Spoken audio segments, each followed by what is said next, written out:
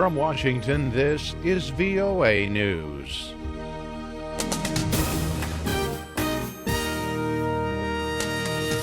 I'm David Byrd reporting at least 42 people were killed in twin suicide attacks Saturday in the western city of Homs, Syria. The Syrian Observatory for Human Rights said several attackers blew themselves up near the headquarters of both state security and military intelligence. An al-Qaeda affiliate has claimed responsibility for the attacks, saying 5 of its militants stormed 2 heavily guarded districts in the center of Homs. Meanwhile, a top Syrian envoy at the UN-sponsored peace talks in Geneva called on all parties to condemn the latest attack. UN Ambassador Bashar al-Jafari, the head of the Syrian government delegation at the talks, said he had asked Special Envoy Staffan de Mistura to issue a statement condemning the attacks, which he said were carried out by the al-Nusra Front. طلبنا من السيد المبعوث الأممي. He said we also request the United Nations Special Envoy to request the same statement, clear statement, condemning these attacks from all the platforms participating in the Geneva process. The opposition's main delegate to the talks, Nasser al-Hariri, condemned all terrorism, but suggested the Syrian government in Damascus was the primary sponsor of terrorism. Meanwhile, Syrian government planes pounded the last opposition-held neighborhood in Homs, as well as areas outside the city.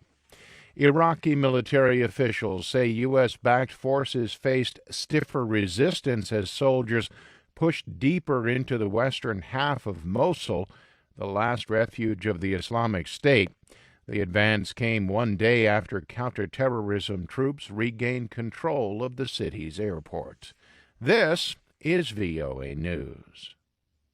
Malaysian officials have declared the country's international airport a safe zone Sunday after a sweep of the airport terminal where North Korean ruler Kim Jong-un's half-brother was killed earlier this month.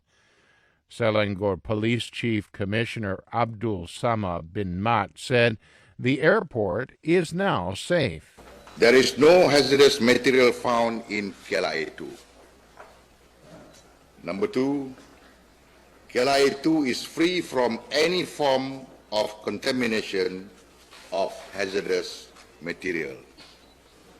And thirdly is KLIA 2 is declared a safe zone.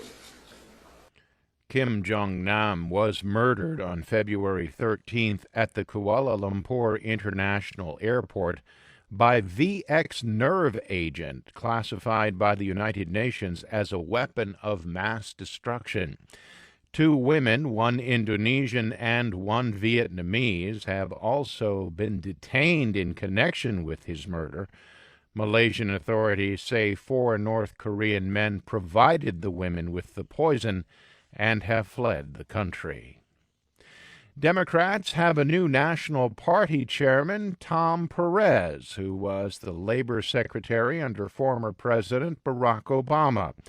Perez beat out Keith Ellison, a Minnesota congressman, in the second round of voting Saturday by Democratic National Committee members in Atlanta.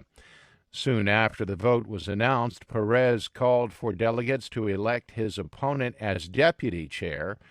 The delegates concurred. Perez said that he and Ellison are united in their values and their love for the country. When we communicate our message of inclusion and opportunity for everyone, the big tent that we are, that is our strength, my friends. Perez and Ellison both said the party must capitalize on widespread opposition to President Donald Trump and must work to reach frustrated working-class voters who felt abandoned by Democrats and embraced Trump in last year's election. Meanwhile, the president used his weekly media address to mark African American History Month He said African American leaders like Muhammad Ali and Martin Luther King Jr. had shaken the world, and he repeated his pledge to work to bring what he called good-paying jobs back to the African American community. We've lost a lot of our best jobs to other countries, and this has hurt the African American community very badly. This week I met with manufacturing CEOs. We're going to be working to bring back those jobs, and I mean really good-paying jobs. Mr. Trump addresses the U.S. Congress on Tuesday evening in Washington. For more, visit our website, voanews.com. I'm David Byrd in Washington. That's the latest world news from VOA.